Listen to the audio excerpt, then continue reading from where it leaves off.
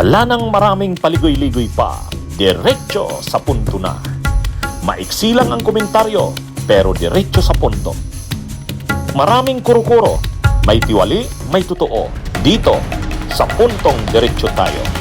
Punto Diretso. At ito, ano nga ang advice ni Senador Ping Lacson sa anak ni Loren Legarda, no? Na si Congressman Leandro Libeste. Yun, pag-usapan din natin. O ito mga kabunyog, advice ni Lacson kay Libeste, kay Congressman Leandro Libeste. Ang advice ni Senador Ping Lacson simple lang. Wag, Congressman Libeste, sabi niya, huwag kang bara-bara. Pag-aralan mo ang lahat ng galaw mo. Bawat galaw mo, pag-aralan mo. Hindi yung bara-bara lang. Ang isipin mo, bawat gawin mo, may konsekwensya. So, bawat galaw mo, pag-aralan mo. Hindi yung abante ka lang ng abante. At ang isa pa, iwas ka na ng mga araw-araw na lang araw-araw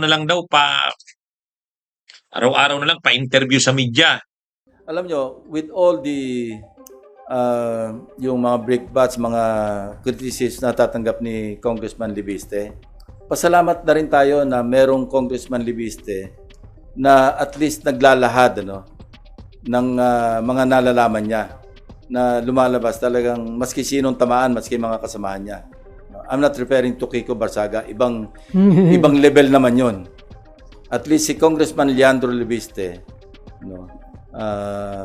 being raw, very raw as he is as a politician, hindi yung para makapag-put on the spot sa mga iba't ibang personalities.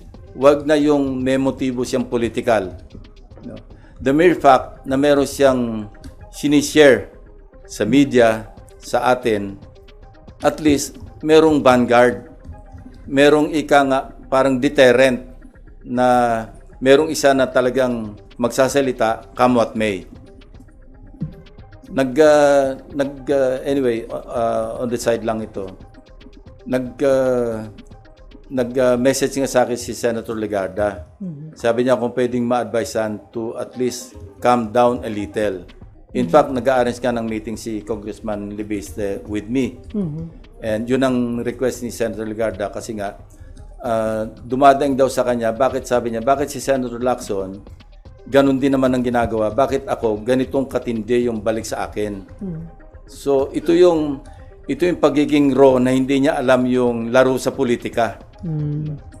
Na siyempre pag bumabatikos ka, mag-expect ka rin na babalikan ka. Not necessarily totoo yung binabalik sa iyo, pero ilalagay ka rin sa position na maging defensive ka. Ako, I've stayed long enough sa politics to understand na mangyayari talaga yun. But Congressman Libiste, that's why, somehow, my heart goes out to him.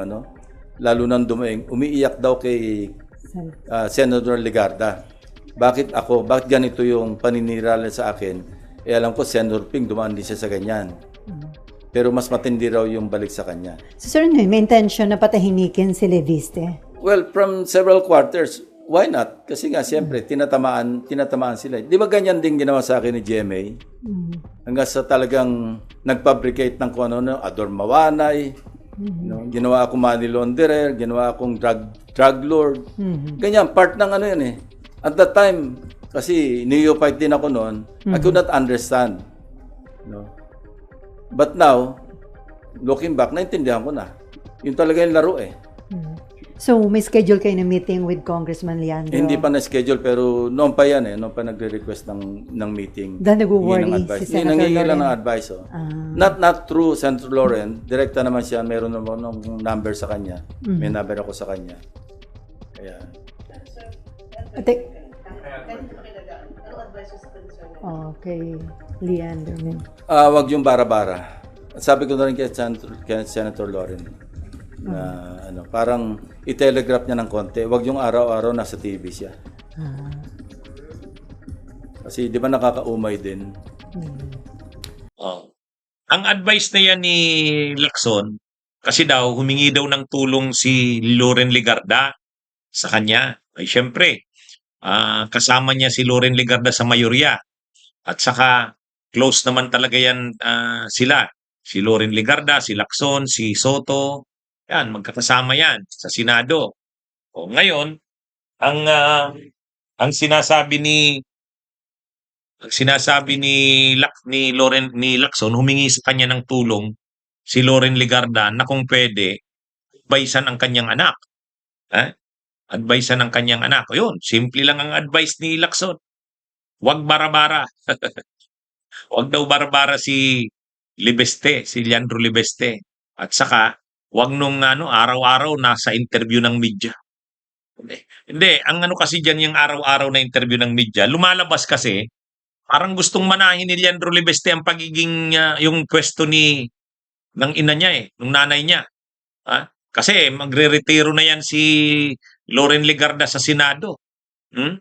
Parang gusto niyang manahin yung di syempre kailangan niyang lumikha ng sarili niyang pangalan.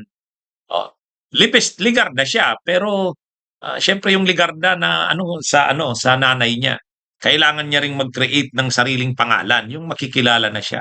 At ito na yung issue na pwede niyang sakyan o gamitin itong anti-corruption. Kaya lang, napapansin nga na parang araw-araw na lang nagpapa-interview. Gusto lagi, media mileage. Napapansin din niya ni Senador Ping Lacson. Kaya inadvisean, huwag ka namang araw-araw na pa-interview. At ang advice din ni Lacson, huwag bara-bara. Parang parang hindi pinag-iisipan ng bawat galaw Ang kasi ni Senador Ping Lacson, ito nga, sabi ni Senador Ping Lacson, umiyak daw si Leandro Libeste. Pero dininay naman ni Leandro Libeste. Sabi ni Leandro Libeste, hindi ako umiyak. Hindi daw siya umiyak. Pero sino kayang papaniwalaan? Si Lacson o si Libeste? Mukhang si Lacson ang papaniwalaan. Dahil lagi naman talagang umiiyak si Libeste. Sa interview ilang interview na ko na bang napanood yan? Umiiyak. Iyak ng iyak. Kaya yung sinabi ni Lacson na umiyak daw sa kanyang nanay, kaya yung nanay humingi na ng tulong sa kanya, ng advice na paano tutulungan yung anak. Kaya sabi ni Lacson, umiyak sa kanyang nanay, kaya yung nanay humingi ng tulong sa akin, si Senadora Loren Legarda daw.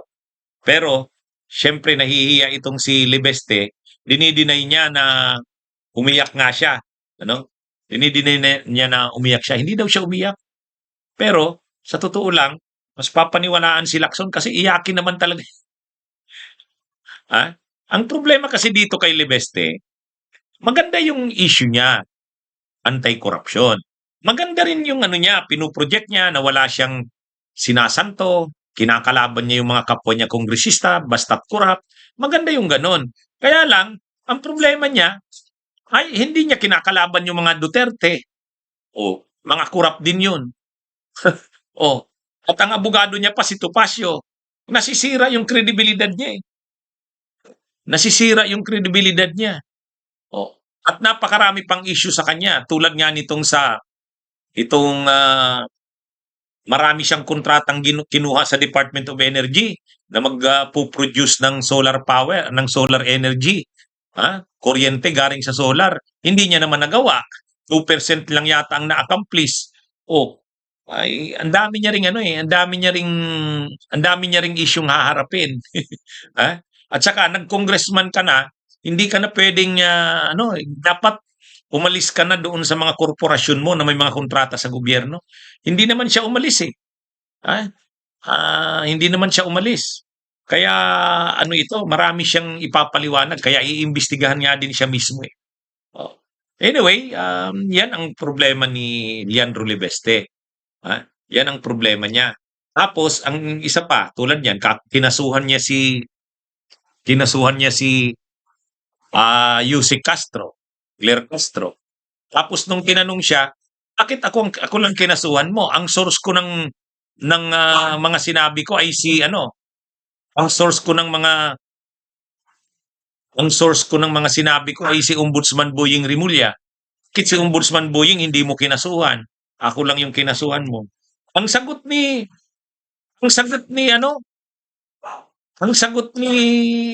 Leandro Lebeste, kaibigan daw kasi ng nanay niya. Kaibigan daw kasi ng nanay niya si Ombudsman Boying Rimulya. Pwede ba yun? Dahil kaibigan ng nanay mo, hindi mo kakasuhan? Ha? Selective ka pala. O pag kaibigan ng nanay mo, hindi mo kakasuhan. Kaya marami ring inconsistencies itong si Libes. Kaya mabuti at ina-advise ni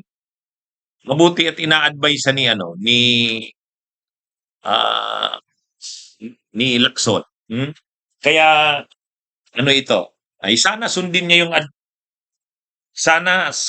yung advice ni Lacson, no? Mga kabunyog, mga kababayan.